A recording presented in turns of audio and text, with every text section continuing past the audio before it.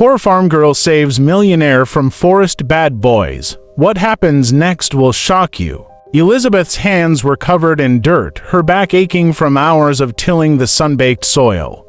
As she wiped sweat from her brow, a strange sound caught her attention: rustling leaves, hurried footsteps, and muffled voices. Peeking through the tall maize stalks, she froze. Two masked men, dressed in black, were dragging a well-dressed man in a torn suit, his mouth gagged, hands tied. He struggled, eyes wide with fear. Elizabeth recognized him immediately. It was Mr. Williams, the millionaire businessman who owned lands nearby and rarely came without his security team. But today, he was alone. Her heart pounded. Should she run, call for help? But there was no signal in this remote village, and by the time she got anyone, he might be gone forever. Curiosity and courage overruled fear. Quietly, she followed them, crouching low, dodging between trees, keeping her distance. They moved deeper into the forest. One of the men barked, "Tie him to that tree. The boss will arrive in 30 minutes." Elizabeth hid behind a fallen log, barely breathing. She scanned the area, only two of them. She whispered to herself, "I have to do something." Looking around, she spotted a heavy branch nearby. Her grip tightened. The odds were against her, but she wouldn't watch someone die today. Not if she could stop it. Elizabeth crouched low behind the thick log, her breath shallow as she watched the masked men pace around Mr. Williams, rifles slung over their shoulders. Every instinct in her screamed to run, but something stronger her will to help kept her rooted. "I can't just rush them," she thought. "Not with those guns." So, she waited. Minutes turned into hours. The sun began to dip behind the trees, casting long shadows across the forest floor. Finally, one of the men spoke into a walkie-talkie. "We'll come back at nightfall. Let him sweat." They both laughed cruelly and disappeared into the trees, rifles still in hand. Elizabeth stayed hidden a few moments longer, making sure they were truly gone. When silence returned to the forest, she slowly rose and stepped into the clearing. Mr. Williams flinched. "No, no, please don't hurt me," he mumbled through the gag, eyes wide with terror. "Shh, it's okay," Elizabeth said gently, hands raised.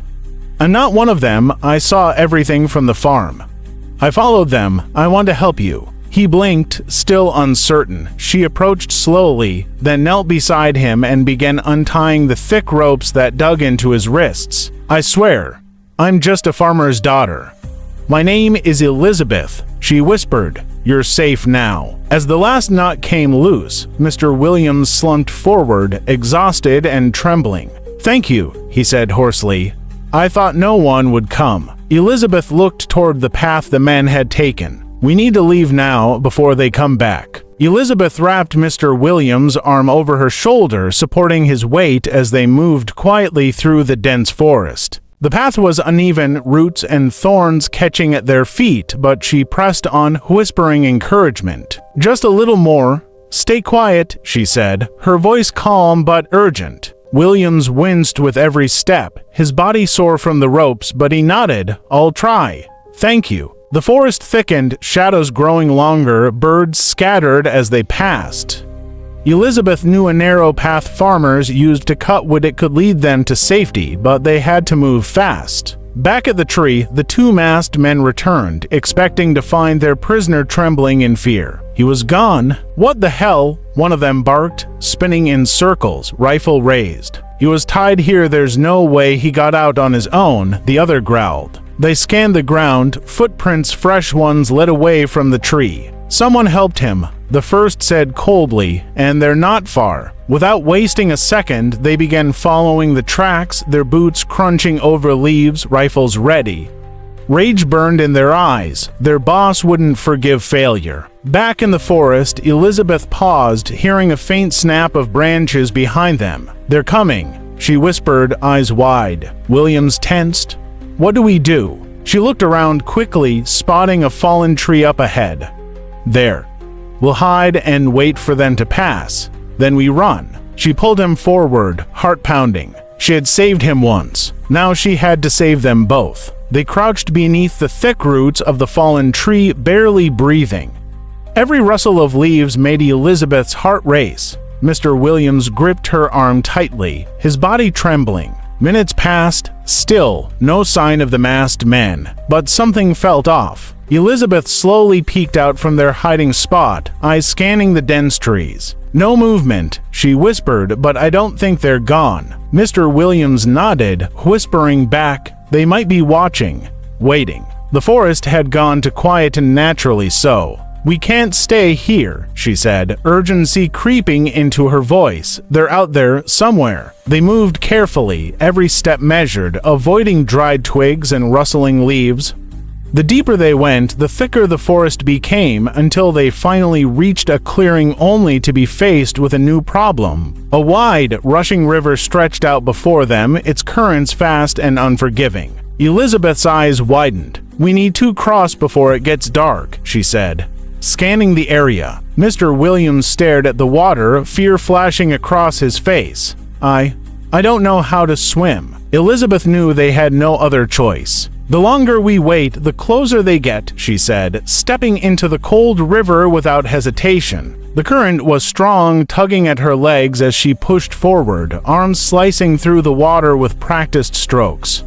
She looked back, expecting Williams to follow, but he stood frozen at the edge, fear locking his feet in place. "Mr. Williams," she shouted over the rushing water. "Get in now! They're behind us." Trembling, he finally stepped into the river, gasping at the icy chill. "I can't swim." "Just walk forward and Float'll help you from the other side," she called, already halfway across. But as soon as he lost footing, the river caught him like a claw. The current dragged him, spinning and pulling him downstream.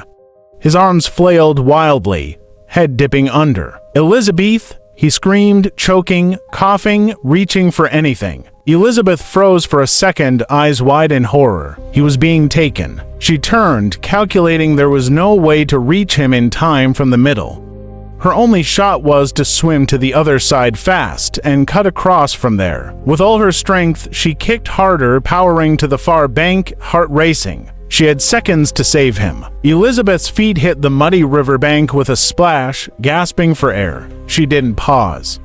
She sprang to her feet and dashed along the edge, eyes locked on Williams, who was now being tossed helplessly by the current. "Hold on," she shouted, sprinting through vines and wet grass, dodging sharp stones and twisted roots. Mr. Williams' head dipped again beneath the water. "No," she cried, panic tightening her chest. She reached a spot ahead of him and without hesitation dove back into the river from the other side. The cold slammed into her, but she powered through it, arms cutting the water, her eyes locked on his struggling form. He was going under. With one final push, Elizabeth reached him just as his arm flailed weakly above the surface. She grabbed it, pulling him up with all the strength she had. "I've got you," she gasped. Williams coughed violently, his eyes wild with fear. "I thought I was gone." "Not yet," she said, her voice shaking. Using all her strength, she swam with him toward the bank, fighting the current together. Her feet finally touched the ground again, and she dragged him to shore, both collapsing onto the wet grass, exhausted. But they were alive. The masked men pushed through the underbrush until they reached the riverbank. One of them crouched, running his gloved hand over the muddy ground. "Footprints," he muttered, "fresh." The other scanned the rushing water. They were here and waited a while. He kicked a broken branch into the river, watching it get swept away. "They crossed," he said, voice low and grim, no doubt about it. The first man nodded. "We're not losing him, not now." They both looked at each other, then down at the river. "Get ready to cross," one growled, tightening his rifle strap. "We find them no matter what." And without another word, they stepped into the water, the hunt still on. Elizabeth and Mr. Williams moved quickly, weaving deeper into the forest, soaked and shivering. Every snap of a branch behind them made them flinch, but they couldn't stop, not now. "We just need to find a road. Any road," Elizabeth whispered, helping Williams over a fallen log. The trees grew denser, the air heavier. Suddenly, Elizabeth stopped in her tracks. "Wait," she whispered. Figures began to emerge from between the trees, silent, barefoot, and covered in tribal paint. Their eyes were fierce and their bodies decorated with leaves, bones, and strange symbols. Within seconds, Elizabeth and Williams were completely surrounded. Williams took a step back. Who are they? The tribe didn't speak. Instead, they made quick hand gestures, clicking their tongues and stomping lightly, as if speaking through movement. One of them raised a long spear, pointing it at William's chest. Elizabeth lifted her hands slowly. We mean no harm. The leader, a tall, muscular man with a necklace of feathers, stepped forward. He circled them, then tapped his chest twice and pointed toward the trees. They want us to follow, Elizabeth said, her voice shaking. Williams glanced at her. Do we have a choice?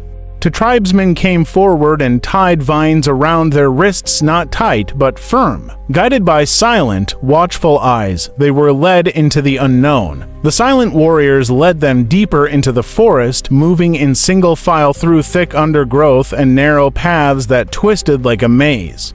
Elizabeth and Williams followed, their wrists still bound, their eyes scanning everything. The deeper they went, the darker and cooler it became. Strange bird calls echoed above, and the trees seemed to close in around them. After nearly an hour of walking, Williams stumbled. He caught himself but groaned, his voice hoarse.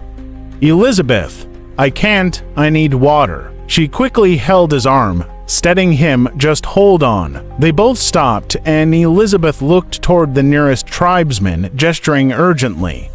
She pointed to her mouth, then to Williams, mimicking a drinking motion with her hands. The tribesman watched her, unmoved. Elizabeth tried again, more desperate this time, kneeling beside Williams and pretending to scoop water with both hands, lifting it to her lips. The lead tribesman stepped forward, narrowed his eyes, then raised a hand, signaling the group to pause. Elizabeth stood her ground. He can't walk without water. I won't go until you help him. The group tensed, their painted faces unreadable. For a moment, silence filled the forest. Then, one of the younger tribesmen broke away without a word, vanishing into the nearby bushes. Elizabeth held her breath, gently holding William's arm. Moments later, the young man returned, carrying a wooden gourd filled with clear water and a few berries. He handed it silently to Elizabeth. Thank you, she whispered, quickly helping Williams drink. He gulped it down, his eyes closing in relief. The leader clapped once, firmly. Time to move again? Elizabeth nodded, helping Williams to his feet. The journey continued into the unknown. After hours of trekking through the dense forest, the trees finally opened to reveal a hidden village nestled in a valley, surrounded by tall wooden fences and strange symbols carved into stone.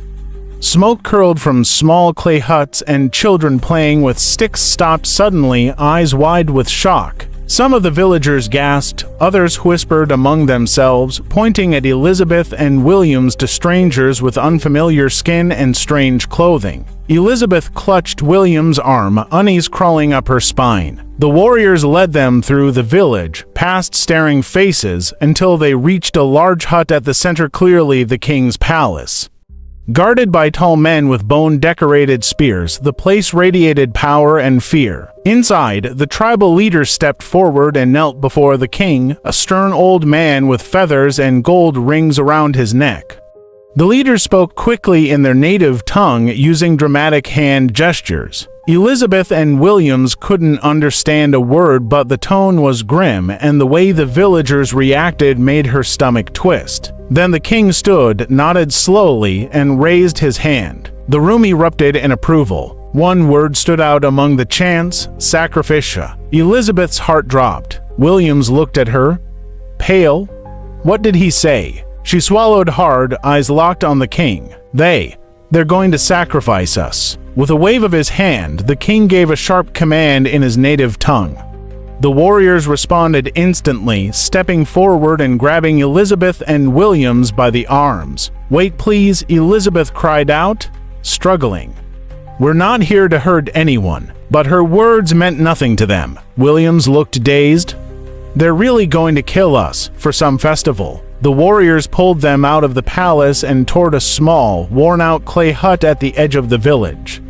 The door creaked as it opened, revealing a dark, empty room with nothing but a mat and thick ropes. They were shoved inside, the door slammed shut, and a heavy wooden beam dropped across it from the outside. Trapped, Elizabeth sank to the floor, breathing hard. Williams slumped beside her, his back against the wall. "This can't be real," he muttered. "We survived the river, escaped those men, only to be killed by strangers who don't even speak our language." Elizabeth didn't answer immediately. Her heart was pounding too fast. She moved closer to the small window, peering out at the village, preparing for the coming festival. Drums being carved, fires being lit. She clenched her fists. "We're not dying here," she whispered. "Not like this." At dawn, the village was alive with drums and chants. Smoke rose into the sky and the scent of burning herbs filled the air. Inside the dark hut, Elizabeth and Mr. Williams sat close, eyes swollen with tears. Neither spoke, there was nothing left to say. The door creaked open, 2 warriors entered, their faces blank. One pointed his spear forward. "It's time," Elizabeth whispered, her voice barely a breath. Williams's hands trembled. "So this is how it ends." They were marched through the village toward the fire pit, where a tall wooden structure stood ready for the sacrifice. The villagers sang, danced, and tossed colored powders into the air.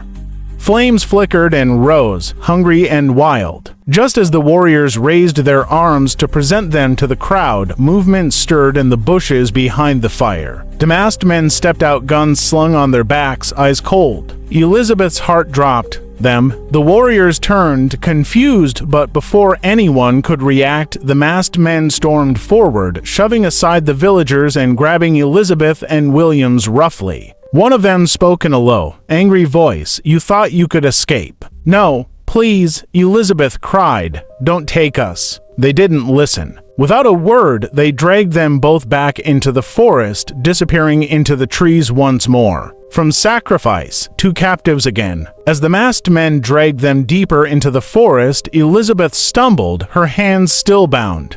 Mr. Williams cried out, "Please, we've been through enough. Let us go." Elizabeth's voice cracked as she pleaded, "We didn't mean to cause trouble. Just let us go, we won't say anything, I promise." The taller masked man suddenly stopped and turned to Elizabeth. His voice was low, rough behind the mask. You're the one who helped him escape from us, aren't you?" Elizabeth froze. The second man yanked her arm. "Answer him." She nodded slowly, fear etched in her eyes. "Yes, I saw you take him. I didn't know who you were. I just couldn't watch someone die." The 2 men looked at each other, then back at her. "So you think you're a hero?" The taller one hissed, "You ruined everything. Do you know what you've cost us?" Mr. Williams tried to speak, but one of the men shoved him forward. Elizabeth's voice trembled.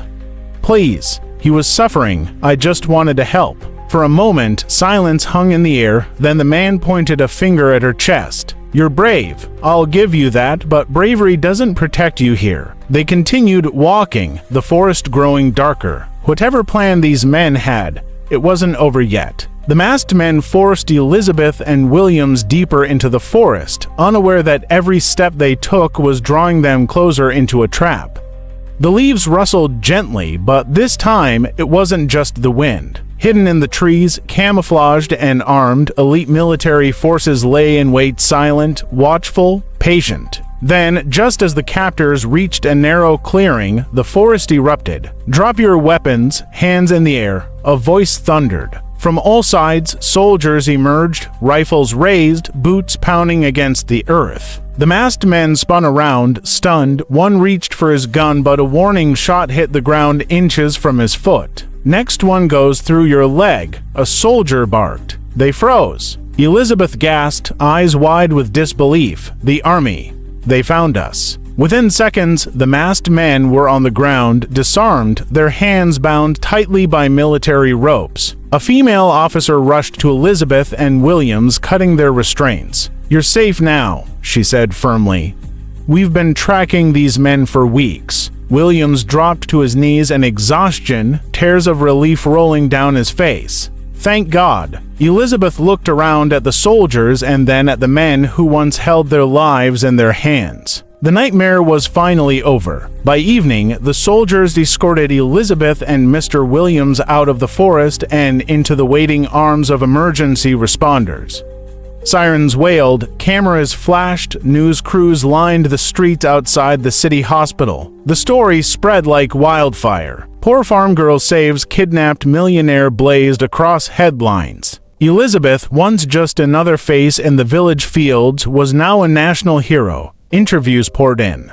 Journalists crowded her, eager to hear how a young girl with nothing risked everything to save a man she didn't even know. At a grand ceremony days later, Elizabeth stood on stage, nervous in a simple dress, as the governor pinned a medal on her chest. "You reminded us all what true courage looks like," he said. Mr. Williams, now clean-shaven and healthy, stepped up beside her.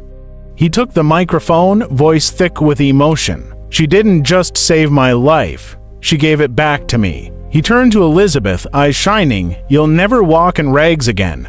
From this day forward, I'll make sure the world knows your worth." Applause thundered. Elizabeth smiled softly. She never wanted fame.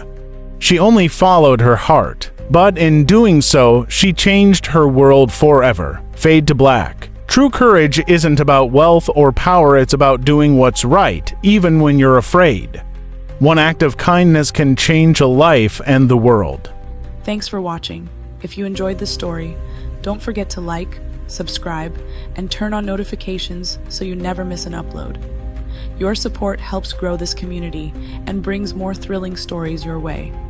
Stay tuned, another suspenseful tale is coming soon.